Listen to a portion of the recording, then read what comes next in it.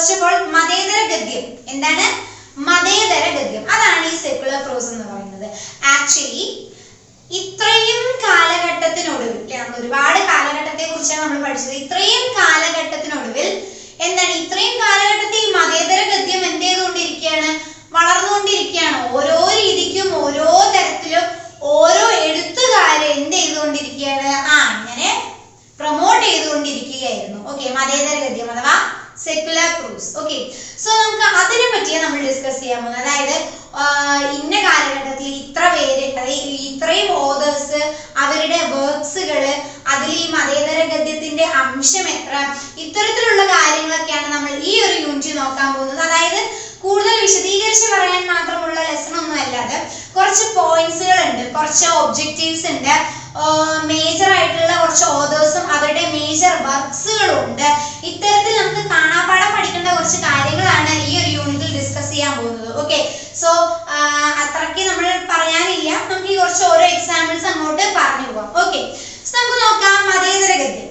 ആദ്യം തന്നെ 13ഉം 14ഉം നൂറ്റാണ്ടുകളിൽ, ഓക്കെ, 13ഉം 14ഉം നൂറ്റാണ്ടുകളിൽ എഴുതപ്പെട്ടിട്ടുള്ള പ്രോസ് അഥവാ എഴുതപ്പെട്ടിട്ടുള്ള ഗദ്യം ഏത് തരത്തിൽ തന്നെയായിരുന്നു?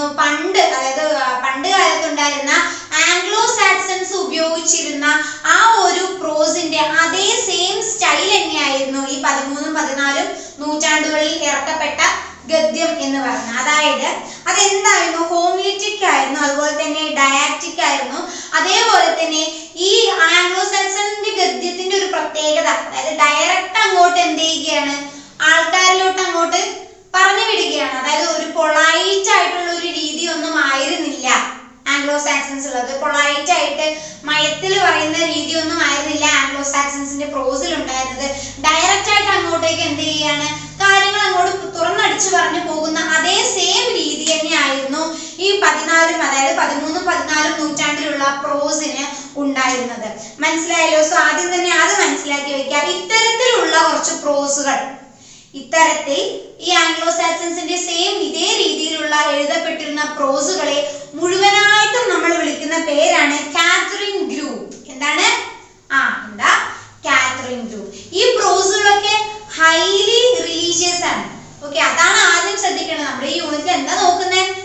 സെക്യുലർ പ്രോസുകളെ കുറിച്ചല്ലേ. അപ്പൊ അത്രയും മതം അല്ലെങ്കിൽ മതത്തിനെ ഇങ്ങോട്ട് ആരാധിക്കുന്ന തരത്തിലുള്ള, മതത്തെ അങ്ങോട്ട് പൊക്കി വിടുന്ന അത്തരത്തിലുള്ള പ്രോസുകളാണ് നമുക്ക് ഈ കാണാൻ സാധിക്കുന്നത്. ഓക്കെ, സോ ഇത്തരത്തിലുള്ള പ്രോസുകളെ നമ്മൾ മുഴുവനായിട്ട് വിളിക്കുന്ന പേരാണ് എന്ത്?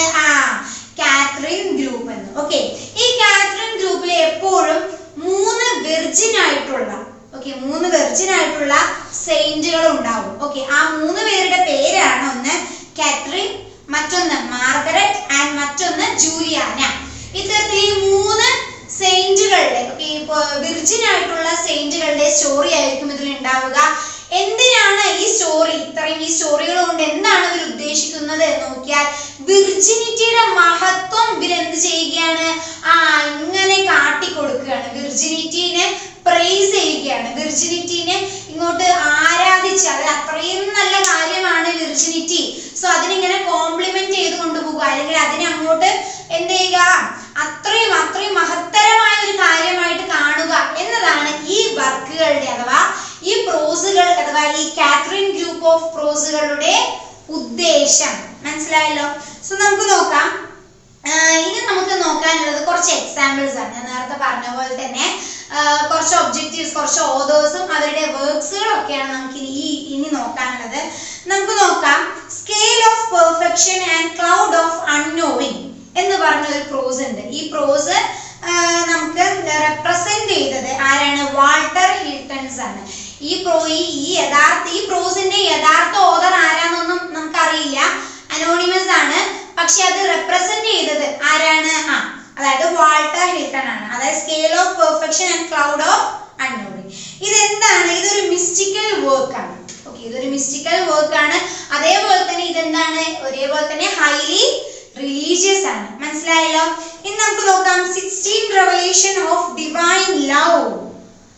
ഈ ഒരു വർക്ക് ഉണ്ട്, അതായത് ജൂലിയാന നോർവിക്കിന്റെ. ഓക്കെ, ജൂലിയാന നോർവിക്ക് എന്ന ആ ഒരു ഓതറിന്റെ വർക്കാണിത്. ഇതിലും തീർച്ചയായിട്ടും ഹൈലി റിലീജിയസ് ആയിട്ടുള്ള ടോപ്പിക് നമുക്ക് എന്ത് ചെയ്യുന്നുണ്ട്? ഡെപിക്റ്റ് ചെയ്യുന്നുണ്ട്. ഇനി നമുക്ക് മൂന്നാമതായിട്ട് നമുക്ക് പഠിക്കാനുള്ളതാണ് നിക്കോളാസ് ലവിന്റെ. ഓക്കെ, നിക്കോളാസ് ലവിന്റെ the mirror of the blessed life of Jesus Christ. ഈ പേരിൽ തന്നെ ഉണ്ട് അത്രയും മഹത്തരമായ, അത്രയും റിലീജിയസ് ആയിട്ടുള്ള വർക്കുകളാണൊക്കെ. സോ ഇദ്ദേഹത്തിന്റെ ഈ ഒരു വർക്കും എന്ത് തന്നെയാണ്? ഈ ഒരു കാലഘട്ടത്തിൽ നമുക്ക് എടുത്തു പറയത്തക്ക വണ്ണമുള്ള സെക്കുലർ പ്രോസിന്റെ എണ്ണത്തിൽപ്പെട്ട ഒന്നാണ്. മനസ്സിലായല്ലോ? അതേപോലെ തന്നെ വില്യം ലാംഗ്ലാൻഡിന്റെ പിയേഴ്സ് ദി പ്ലൗമാൻ. ഓക്കെ, 15-ാം നൂറ്റാണ്ടില് പ്രിന്റ് ചെയ്യപ്പെട്ട ഒന്നാണ് നമ്മുടെ ഈ പിയേഴ്സ് ദി പ്ലൗമാൻ എന്ന് പറയുന്നത്. ഓക്കെ, വില്യം ലാംഗ്ലാൻഡിന്റെ. ഇതൊക്കെ തന്നെ എന്തിൽ ഉൾപ്പെടുന്നതാണ്? സെക്യുലർ പ്രോസില് ഉൾപ്പെട്ടു വരുന്നതാണ്. ഓക്കെ, സോ അത്രയും എന്താണ്? ഹൈലി റിലീജിയസ് ആണ്. ഇനി നമുക്ക് നോക്കാം ഓതേഴ്സ്. അല്ലെ, ഓതേഴ്സിന്റെ കാര്യം എടുക്കുമ്പോൾ നമുക്ക് ഒഴിച്ചുകൂടാൻ പറ്റാത്ത ഒരാളാണ് ആര്? Jeffrey Chaucer. അല്ലെ, ഈ ജെഫ്രി ചോസറിന്റെ കുറച്ച് വർക്കുകളും കൂടി എന്താണ്? സെക്യുലർ പ്രോസ് ആണ്, അഥവാ ഹൈലി റിലീജിയസ് ആണ്. അത് ഏതാ നോക്കിയാലോ? ജെഫ്രി ചോസറുടെ വർക്കുകൾ എന്ന് പറയുന്നത് നമ്മൾ കുറച്ചും കൂടി ഇമ്പോർട്ടൻസ് കൊടുത്ത് നോക്കേണ്ട പോർഷൻ ആണ്. ഓക്കെ, സോ നമുക്ക് നോക്കാം ഏതാണ്. അതായത് അദ്ദേഹത്തിന്റെ 2 ആസ്ട്രോണമിക്കൽ ട്രാൻസ്ലേഷൻസ് ഉണ്ട്. ഓക്കെ, ആസ്ട്രോണമിക്കൽ ട്രാൻസ്ലേഷൻ എന്ന് പറഞ്ഞാൽ എന്താണ്? ഇംഗ്ലീഷിലോട്ട് ട്രാൻസ്ലേറ്റ് ചെയ്ത 2 വർക്ക് ഉണ്ട്.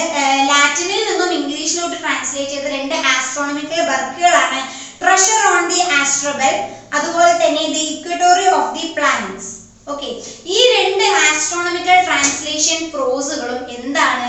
സെക്യുലർ പ്രോസ് ആണ്. അതായത് അതൊരു മതേതര ഗദ്യമാണ്, ഇദ്ദേഹത്തിൻ്റെതായാൽ പോലും. ഓക്കെ, സോ അത്രയും ഇമ്പോർട്ടൻസ് ഓരോ കാലഘട്ടത്തിലും എന്തിനുണ്ടായിരുന്നു? സെക്യുലർ പ്രോസിനുണ്ടായിരുന്നു. ഓക്കെ, അതേപോലെ തന്നെ ഈ റിലീജിയസ് ആയിരുന്നു ഈ വർക്കുകളൊക്കെ. ഓക്കെ, സോ ഇത്രയും എക്സാമ്പിൾസ് ആണ് എന്തിന്റെ അണ്ടറിൽ വരുന്നത്? സെക്യുലർ പ്രോസിന്റെ അണ്ടറിൽ വരുന്നത്. അതായത് മതേതര ഗദ്യങ്ങളാണ് ഇവ. ഓക്കെ, മതേതര ഗദ്യങ്ങളുടെ അണ്ടറിൽ വരുന്ന എക്സാമ്പിൾസ് ആണ് ഇതെല്ലാം. ഓക്കെ, സോ നമുക്ക് ഇനി മറ്റൊരു അടുത്ത ടോപ്പിക്കിലോട്ട് കിടക്കാം. അതായത് transition from medieval to renaissance. Okay, മിഡീവലിൽ നിന്നും റിനൈസൻസ് നവോത്ഥാനത്തിലേക്കുള്ള ആ ഒരു മാറ്റം അത് എപ്പോഴാണ് സംഭവിച്ചത് എന്നുള്ള ആ ഒരു ട്രാൻസിഷൻ കാലഘട്ടത്തെ കുറിച്ചാണ് നമ്മൾ ഇനി നോക്കാൻ പോകുന്നത്. സോ ഇത് കുറച്ച് ഇമ്പോർട്ടന്റ് ആണ്, ഒന്ന് ശ്രദ്ധിച്ചു വെക്കുക. ഓക്കെ, സോ നമുക്ക് നോക്കാം. റിനൈസൻസ് അഥവാ നവോത്ഥാനം എന്ന് പറയുമ്പോൾ തന്നെ നമുക്ക് എന്താ ഓർമ്മ വരുന്നത്? ഗുട്ടൻബർഗിന്റെ പ്രിന്റിംഗ് പ്രസ് ആണ്. ഈ പ്രിന്റിംഗ് പ്രസ് അദ്ദേഹം കണ്ടുപിടിച്ചു. പക്ഷേ ഇവിടെ ശ്രദ്ധിക്കണം, ഞാനിത് മുൻപും പറഞ്ഞിട്ടുണ്ട്, പ്രിന്റിംഗ് പ്രസ് അദ്ദേഹമാണ് കണ്ടുപിടിച്ചതെങ്കിലും പ്രിന്റിംഗ് പ്രസ് ഇംഗ്ലണ്ടിലേക്ക് ഇൻട്രൊഡ്യൂസ് ചെയ്യുന്ന വ്യക്തി ആരാണ്? വില്യം കാക്സ്റ്റൺ ആണ്. ആരാണ്? William Caxton. അദ്ദേഹമാണ് ഇംഗ്ലണ്ടിലോട്ട് ഈ പ്രിന്റിംഗ് പ്രസ് അഥവാ പ്രിന്റിംഗ് മെഷീന് കൊണ്ടുവരുന്നത്. ഓക്കെ, നമുക്ക് നോക്കാം. അദ്ദേഹം 1476 ഇംഗ്ലണ്ടിലോട്ട് പ്രിന്റിംഗ് പ്രസ് ഇൻട്രൊഡ്യൂസ് ചെയ്യുന്നത്. അതേപോലെ തന്നെ ആർത്തറിന്റെ മെലോറീസ് സൈക്കിൾ എന്ന് പറഞ്ഞ ഒരു പുസ്തകവും അദ്ദേഹം എന്ത് ചെയ്തു? പ്രിന്റ് ചെയ്തു, കൈയോടെ പ്രിന്റ് ചെയ്തു. ഓക്കെ, സോ ഇതേ കാലഘട്ടത്താണ് അഥവാ ഇതേ സമയത്താണ് ഹെൻറി ട്യൂഡർ എന്തിൽ വന്നത്? അധികാരത്തിൽ വന്നത്. അതായത് ഹെൻറി 7-ാമൻ. മനസ്സിലായല്ലോ? ഹെൻറി 7-ാമൻ ഇതേ സമയത്ത് തന്നെയാണ് അധികാരത്തിൽ വന്നത്. ഈ ഒരു കാലഘട്ടമാണ് ഇപ്പൊ ഞാൻ ഈ പറഞ്ഞ ഈ ഒരു സമയം അഥവാ ഈ ഒരു കാലഘട്ടത്തിലാണ് ആക്ച്വലി ട്രാൻസ്മിഷൻ നടക്കുന്നത്. ഓക്കെ, ട്രാൻസിഷൻ അതായത് മിഡീവലിൽ നിന്നും റിനൈസൻസ് നവോത്ഥാനത്തിലോട്ടുള്ള ട്രാൻസിഷൻ ഈ ഒരു കാലഘട്ടത്താണ് എന്ത് ചെയ്യുന്നത്? സംഭവിക്കുന്നത്. നിങ്ങൾക്കറിയാം ഹെൻറി ഏഴാമൻ പിന്നീട് എന്തായിരുന്നു? പിന്നീട് അദ്ദേഹത്തിന്റെ ഓരോ വർക്കുകളൊക്കെ എന്തായിരുന്നു? അദ്ദേഹത്തിന്റെ ഭരണമൊക്കെ ഏകദേശം നവോത്ഥാനത്തിന്റെ സ്വാധീനമുള്ള ഭരണമായിരുന്നു അദ്ദേഹത്തിൻ്റെതൊക്കെ. ഓക്കെ, സോ ഈ ഒരു കാലഘട്ടമാണ് നമ്മൾ നവോത്ഥാനത്തിന്റെ, ഇംഗ്ലണ്ടിൽ നവോത്ഥാനത്തിന്റെ തുടക്കമായിട്ട് കണക്കൂട്ടുന്നത്. ആക്ച്വലി നവോത്ഥാനമൊക്കെ ഒരുപാട് മുൻപ് തുടങ്ങിയതാണ് അല്ലെ, പല ഇറ്റലിയിൽ നിന്നൊക്കെയാണ് അല്ലെ. എന്നാൽ ഇംഗ്ലണ്ടിൽ നവോത്ഥാനത്തിന്റെ ആരംഭം എന്ന് പറയുന്നത് ഈ ഒരു കാലഘട്ടത്തിലാണ്. മനസ്സിലായല്ലോ? സോ ഈ ഒരു കാലഘട്ടത്തിൽ നിലവിൽ വന്ന അത്രയും ഫേമസ് ആയിട്ടുള്ള ഒരു വർക്ക് ഉണ്ട്. ആ വർക്കാണ് നമുക്ക് ഇന്ന് നോക്കാൻ പോകുന്നത്. അതായത് തോമസ് മോറിന്റെ ഉട്ടോപ്പിയ എന്ന് പറഞ്ഞ വർക്ക്. ഓക്കെ, ആരാണ്? തോമസ് മോറിന്റെ ഉട്ടോപ്പിയ എന്ന് പറഞ്ഞ വർക്ക്. അത്രയും ഫേമസ് ആയിട്ടുള്ള വർക്കാണ് അല്ലെ. നിങ്ങളിൽ ഒരുപാട് പേര് അത് വായിച്ചു കാണും. നമ്മളെല്ലാവരും വായിച്ചതാണ് കുറെയൊക്കെ. സോ വായിക്കാത്തവരുണ്ടെങ്കിൽ പോയി വായിക്കുക. ഓക്കെ, സോ ബ്യൂട്ടിഫുൾ ആയിട്ടുള്ളതാണ്. സോ നമുക്ക് നോക്കാം. ഈ ഉട്ടോപ്പിയ എന്ന് പറഞ്ഞ ഈ ഒരു വർക്ക് ആക്ച്വലി ലാറ്റിനിലായിരുന്നു. ഈ ലാറ്റിനിൽ നിന്നും എന്തിലോട്ട് ട്രാൻസ്ലേറ്റ് ചെയ്തതാണ്? ഇംഗ്ലീഷിലോട്ട് ട്രാൻസ്ലേറ്റ് ചെയ്തതാണ്. ഓക്കെ, സോ ഇതാണ് ഈ ഒരു കാലഘട്ടത്തിലാണ് ആക്ച്വലി റിനൈസൻസിന്റെ തുടക്കം. അപ്പൊ മനസ്സിലായല്ലോ? സോ ഇത്രയും കാര്യങ്ങളേ ഉള്ളൂ. നമ്മൾ ഈ ഒരു ലെസണിൽ മുഴുവനായിട്ട് നോക്കിയത് എന്താണ്? മതേതര ഗദ്യത്തെ കുറിച്ചാണ്. മനസ്സിലായല്ലോ? എന്താണ്? സെക്കുലർ പ്രോസ്. അതേപോലെ തന്നെ ഈ ഒരു കാലഘട്ടം, അതായത് റിനൈസൻസിന്റെ ആരംഭം. മനസ്സിലായല്ലോ? സോ ഇത്രയും കാര്യങ്ങളേ ഉള്ളൂ. നന്നായി ഒന്ന് SLM ഒന്ന് എടുത്ത് വെച്ച് വായിക്കുക. ഓക്കെ, സോ അത്രേ ഉള്ളൂ. നമുക്കിനി അടുത്തൊരു യൂണിറ്റിൽ കാണാം. ഞാൻ പറഞ്ഞതെല്ലാം നിങ്ങൾക്ക് മനസ്സിലായി എന്ന് വിചാരിക്കുന്നു. അടുത്തൊരു യൂണിറ്റിൽ കാണുന്നവരെ ബൈ ആൻഡ് താങ്ക് യു.